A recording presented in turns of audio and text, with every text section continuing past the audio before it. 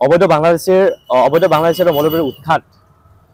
আৰু অসম চুক্তি ৰূপায়ণৰে অবৈধ বিদেশীৰ প্ৰব্ৰজনৰ সমস্যা স্থায়ী সমাধানৰ দাবীত আজি আমি 11 ঘণ্টীয়া ধুবুৰী জিলা ছাত্ৰসন্থাই অনশন কাৰ্য ৰূপায়ণ কৰিছোঁ আৰু ইয়াৰ জৰিয়তে এটা কথা ক'ব বিচাৰোঁ ভাৰতবৰ্ষৰ সীমান্ত স্থিৰ হ'ব লাগে আৰু যেহেতু ধুবুৰীৰ প্ৰায় 99 কিলোমিটাৰ এতিয়াও উন্মুক্ত হৈ আছে গতিকে দেখা মাত্ৰাই গুলিয়াৰ নিৰ্দেশ ফুট এণ্ড চাইড দিব লাগে আৰু অসমৰ মাননীয় মুখ্যমন্ত্ৰীক এটা কথা স্পষ্টভাৱে দাবী জনাইছোঁ অসম চুক্তি ৰূপায়ণ অতি সোনকালে হবে প্ৰতি দফা অসম চুক্তি ৰূপায়ণ আখৰে আখৰে পালন কৰিব হ'ব লাগে আৰু এটা কথা স্পষ্ট বাংলাদেশী কোনো কাৰণত অসমত থাকিব দিব নালাগে আৰু বাংলাদেশী বহিষ্কাৰ হ'ব লাগিব আপোনালোকৰ আমি আজি অসমীয়া এটা জাতি আজি অসম আন্দোলন হৈছিল আজি 1979 চনৰ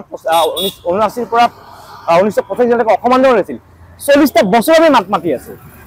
যে 1971 চনৰ 25-26 মাসৰ পিছৰ হিন্দু হওক বা মুছলমানে হওক বাংলাদেশী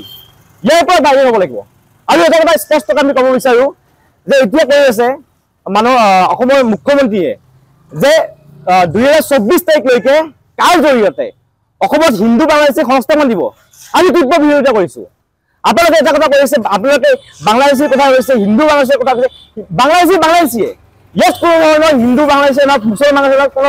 ইয়াতে স্থান নাই গতিকে স্পষ্ট কথা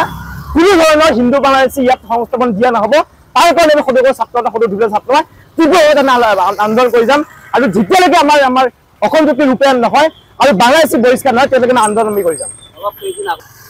আমি চাওক কেন্দ্ৰীয় মন্ত্ৰালয়ে অলৰেডি জাৰি কৰিছে মানে যিবিলাক অসম বুলি নহয় গোটেই ভাৰতবৰ্ষত অবৈধ বাংলাদেশীয়ে গ্ৰাস হৈ গৈছে প্ৰত্যেকখন ৰাজ্যতে বাংলাদেশীয়ে ভৰপূৰ হৈ গৈছে এই আমি কোৱা কথা নহয় এই কেন্দ্ৰীয় মন্ত্ৰালয়ৰ কথা গতিকে এতিয়া অসমৰ সমস্যা নহয় গোটেই ভাৰতবৰ্ষৰ সমস্যা হৈ পৰিছে গতিকে স্পষ্ট কথা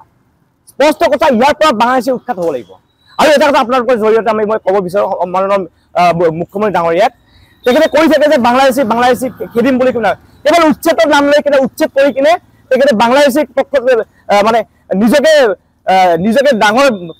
মুখ্যমন্ত্ৰী সজালে নহ'ব তেখেতে কৈ দিয়ক কেন্দ্ৰীয় চৰকাৰক যে আমি অসমত কোনো বাংলাদেশী স্থান নাই অসমখন বাংলাদেশৰ ডাষ্টবিন নহয়তো অসমখন বাংলাদেশৰ ডাষ্টবিন নহয়তো অসমৰ সৰু ৰাজ্য দিয়ক ৰাজস্থানত দিয়ক গুজৰাটত দিয়ক অসমত থাকিব দিয়া নহ'ব স্পষ্ট কথা কৈ আছো অসমৰ মাননীয় মুখ্যমন্ত্ৰীয়ে কেন্দ্ৰীয় চৰকাৰক জনাব লাগে তেখেতৰ যিটো মুখ্যমন্ত্ৰী তেখেতৰ যিটো উচ্ছেদ কৰি কিনে মানে অলপ কেইখনমান ঠাই উচ্ছেদ কৰি কিনে নিজকে শক্তিশালী মুখ্যমন্ত্ৰী ক'লে নহ'বতো তেখেতে কৈ দিয়ক অসমখন ডাষ্টবিন নহয়তো